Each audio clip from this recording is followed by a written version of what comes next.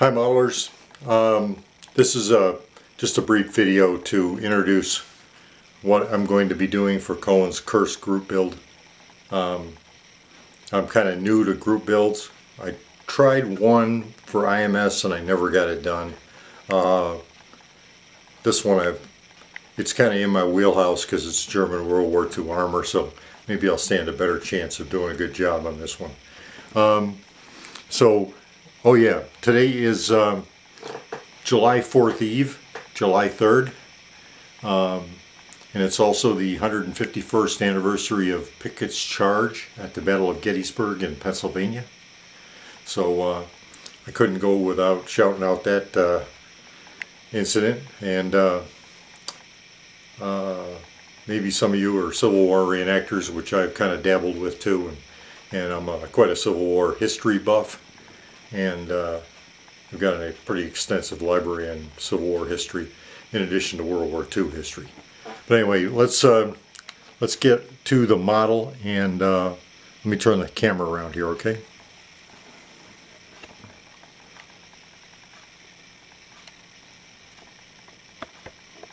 This is going to be my model that I do, and I might do a diorama. It depends upon what I've got time constraints are.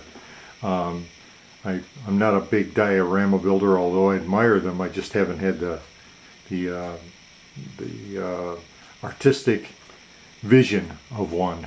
So we'll see. Anyway, this is the Panther D, the one that was built and fielded at the Battle of Kursk. That was one of the reasons why the Battle of Kursk took place when it did, and not earlier in the year, because Hitler insisted that the Panthers were available for the battle. These things had to be, the first initial batch had to be kind of recalled and reworked by the technicians from the factory because there were so many bugs in them. And evidently, according to statistics, not too many of them really made it into action for very long. Most of them broke down in the first couple of days of the battle. So it was a very inauspicious start for what was probably one of the most famous tanks of World War II, and by many considered the best medium tank of World War II. But at the Battle of Kursk, it was kind of a non-factor. But anyway, it's still a very good-looking vehicle as far as I'm concerned. It's got the early drum cupola, and it's got the machine gun letterbox opening and the glasses plate there for the machine gun, bomb machine gun. These are both a couple of features I kind of like on this vehicle. Also the fact that this is pre-Zimmerit, so the Germans didn't have any Zimmerit on their vehicles at the Battle of Kursk. I think they introduced it in August or September of '43, and they had it in place on vehicles for about a year.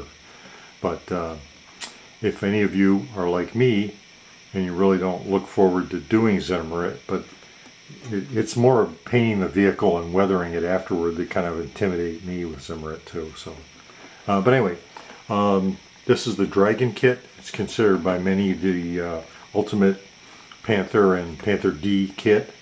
They've done subsequent A and G models, but again, for Kursk, this is it. What you get is a whole bunch of parts in the box. It's almost as many as the Dragon Mark IV Panzers, the modern ones. Let's see. The hull is one piece.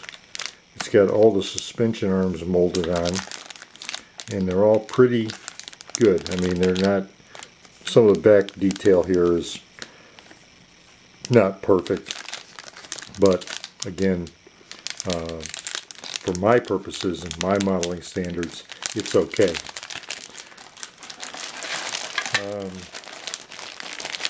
Like I said, there are lots of parts in here. Got the glasses plate right here with the letterbox opening. Rear plate, suspension pieces, Good looking tools there, really good looking tools.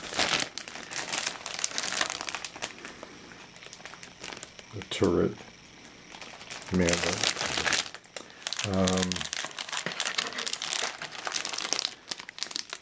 This is a really good looking hull. Let's see if it focuses here. A lot of good crisp detail. I'm not too sure what is visible behind these radiator grills. Might have to phony up something in there. Directions have a beautiful, again, box art. They're in color. Excellent color directions. They seem to show every part and where it goes. There's no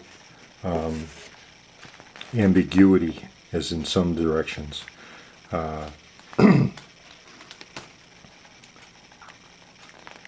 going to also be adding, in addition to the, or in replacement of the kit tracks, I'm going to use Fruly tracks.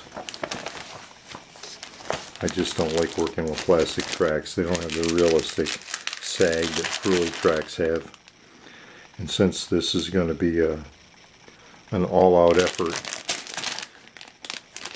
there's no sense in skimping. These look like the side skirts. They're, I don't know what they are. They're plastic? I have to check that out. I'll let you know when I get into the build. I'll be doing posts of the build progress as it goes along. But anyway, that's it for this right now. Everybody stay tuned. I'll probably do a weekly update on this. Maybe some actual building, or at least photographs and videos of the progress I'm making. Okay guys, that's all in for now.